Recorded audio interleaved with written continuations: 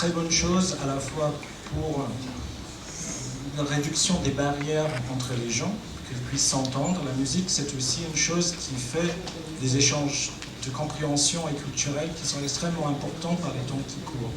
Donc le travail que tout le monde fait ici, de faire partager leur musique, c'est un travail qui est à la fois nécessaire pour développer les industries, mais aussi nécessaire, je pense, dans le partage de la compréhension entre les gens. Parfait, donc moi, mon prochain billet, c'est pour aller en Corée du Sud, pour voir s'il y a des travailleurs dans un magasin d'habits qui... Où vos musiques sont écoutées, mais également, est-ce que les gens ensuite les mettent sur leur playlist personnelle? Est-ce que sur les playlists, les musiques sont sautées? Toutes ces choses-là sont des façons de comprendre pour mieux cibler ces publics. Et on commence aussi, bien sûr, à travailler avec des artistes et des labels, à faire de la publicité en ligne, à travailler avec Instagram, Twitter, Facebook, etc., pour faire de sorte à ce que la fanbase va de plus en plus vers les musiques vont être monétisées. Donc à commencer là où il est peu monétisé et les emmener petit à petit vers là où il sera plus monétisé.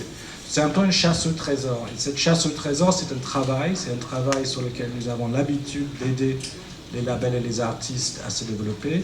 Et ce travail-là, c'est vraiment, encore une fois, dans le détail, dans le pragmatique, mais c'est quelque chose où, avec la transparence de la data et de nos systèmes, vous pouvez savoir exactement ce qui est en train d'être fait autour de vos musiques et comment elles se répondent.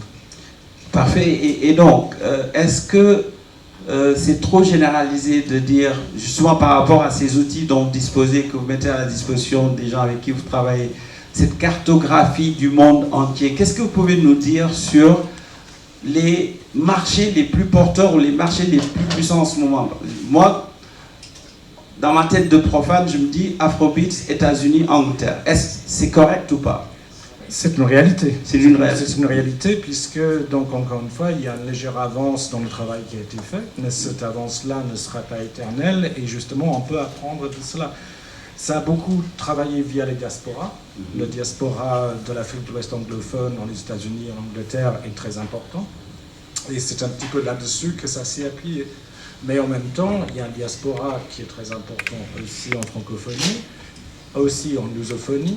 Et on voit maintenant que de plus en plus les artistes et les managers comprennent la nécessité d'être sur place, puisque quand on regarde par exemple les charts en Europe, on voit souvent qu'il y a beaucoup d'artistes qui sont avec des racines africaines ou avec des rythmiques ou des sons africaines.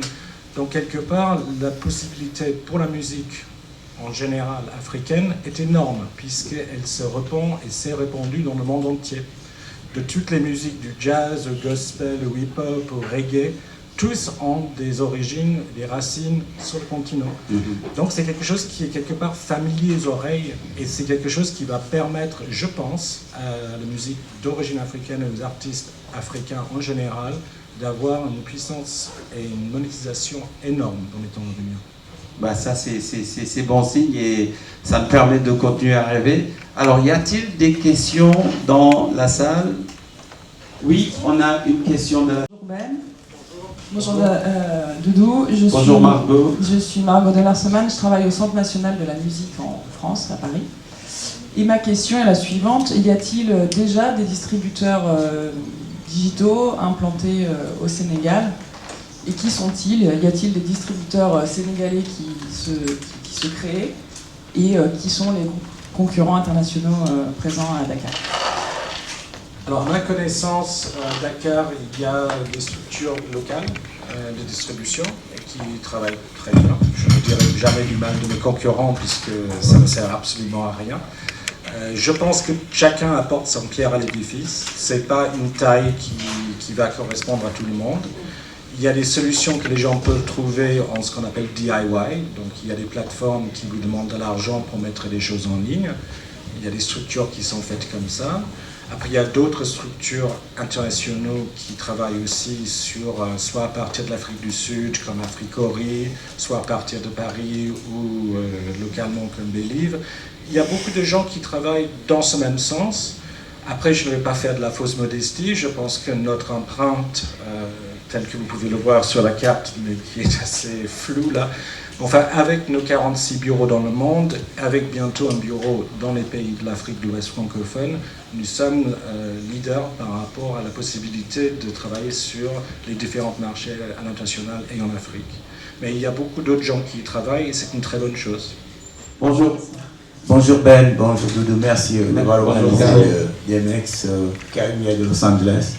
J'ai une question, est-ce que le fait de chanter en français avec nos langues nationales ne limite pas nos artistes francophones?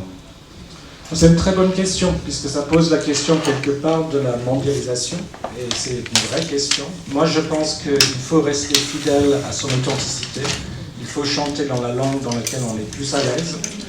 Je pense que c'est une bonne façon aussi de regarder comment, par exemple, les musiques d'origine latine ont pu traverser les frontières sans qu'on comprenne forcément les paroles.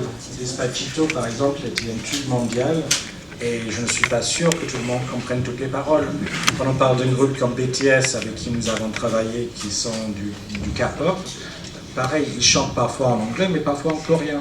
Je pense que la musique véhicule, si elle est authentique, des choses qui sont internationales, universelles. Et c'est là où on trouve la vraie puissance de la musique, et c'est donc à la fois authenticité, mais ouverture à d'autres cultures, puisqu'on apprend aussi des autres. Donc les deux choses sont vraies.